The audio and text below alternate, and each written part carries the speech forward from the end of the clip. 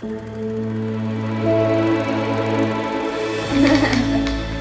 everybody, and welcome to Jobs in Showbiz. My name is Olivia Gudaniec, and today we're here with Nichols. How are you? Hi, I'm great.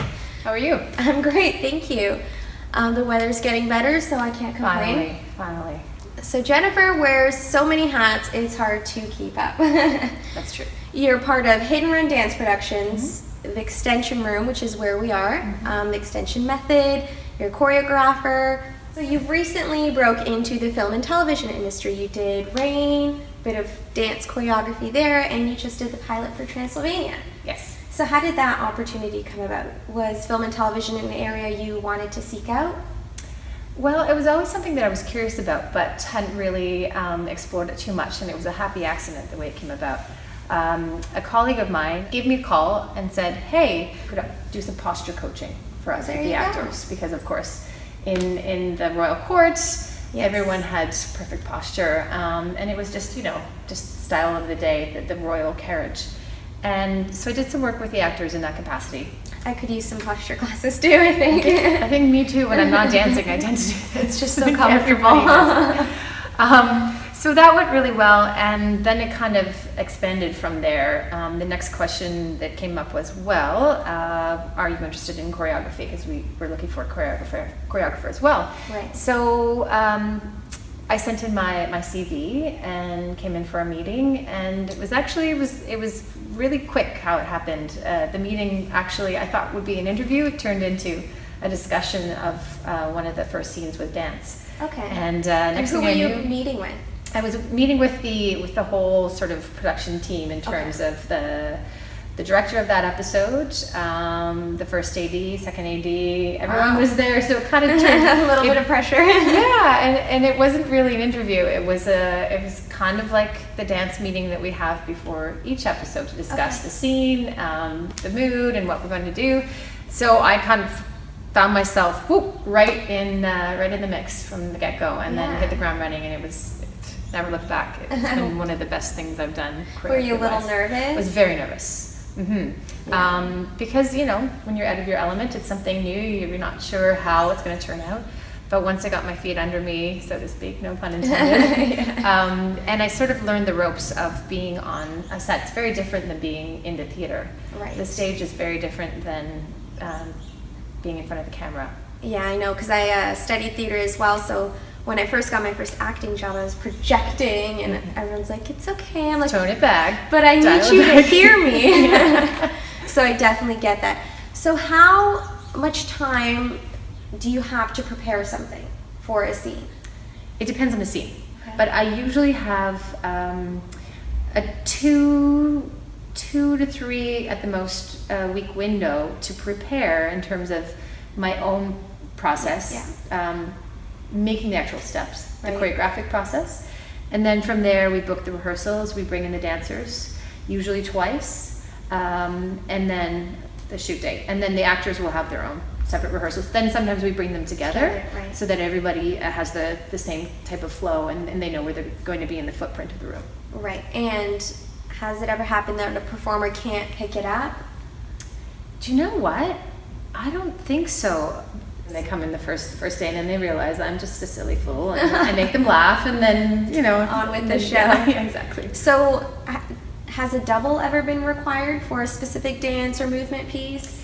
I know it's done, and we had talked about it in one of the episodes earlier on in season 1. Okay. So it was a more complex dance, and we did have a double prepared, ready. He had a wig to match the actor and everything. Yeah.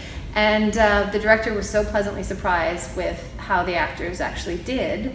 There was a backup plan. We'll bring in the double if we need to. But he did so well that they aborted that plan and just stuck with who they had, who were, That's great. the characters themselves, which was great. And what about the dancers that you bring in? Are they your friends? Do you hold auditions? How do you select people? It's a mix of both. For Rain, I've been fortunate in that I have a really big pool of dancers to draw from who are specifically trained and experienced in that style, okay, of period dance. I've been dancing with Opera Atelier, which is Canada's Baroque opera company, for almost 10 years now. Wow. I know. Time Whenever I flies. see you, Oh you're my traveling gosh. somewhere special. I'm just like, oh. Yeah, touring is fun. Yeah.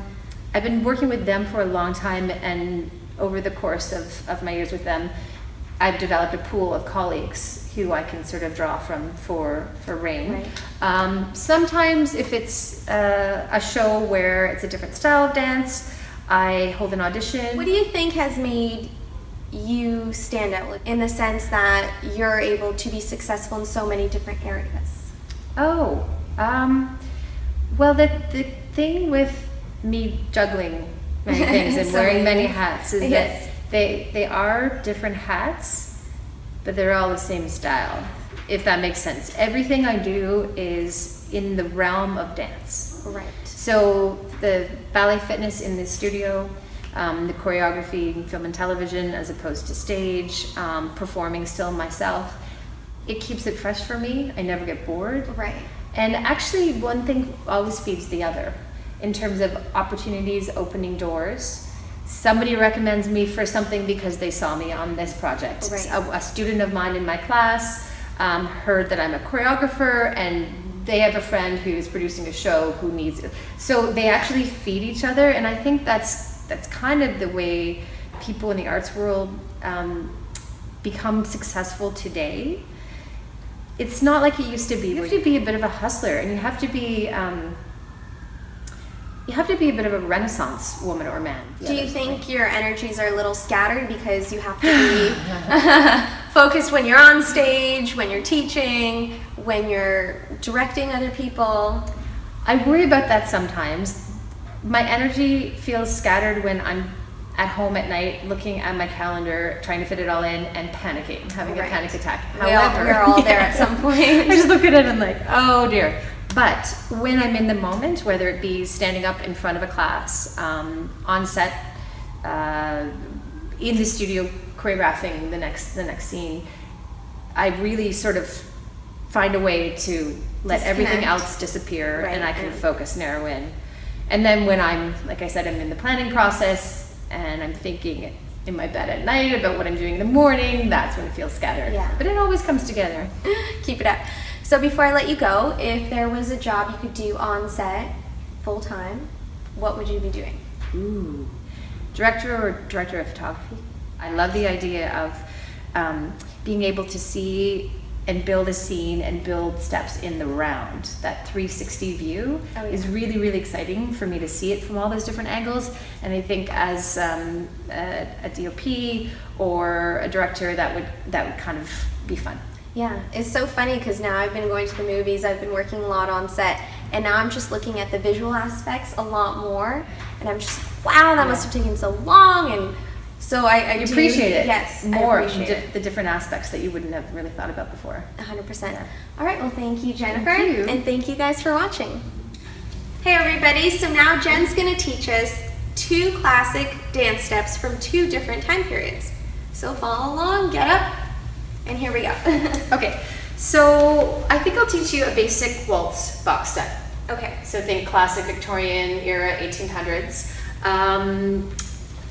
So starting with your feet together, we're gonna step back with our right foot. Back with our right, slide the left in, step side, together. So 3 parts.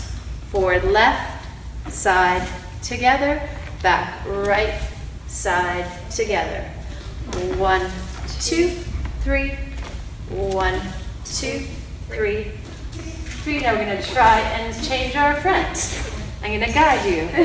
Yes? So we're moving in a circle. That's it. Nice.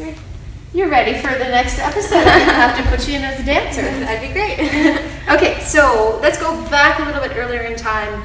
So around the time of Rain, maybe just a little bit later in the Baroque period, I'm going to teach you a bourrée, classic bourrée. So just imagine you have your skirt, your big dress, and you're just going to hold your skirt out. Yes. Feet together with a little V shape, what we call first position in ballet. Toes are slightly open. You're going to step up with your right foot. You're going to step up, up, down. Just a little flex here. Bring that heel against the other heel and the toes just resting off. Okay. Just lift it off. Good. And up, up, down. Up, up, down.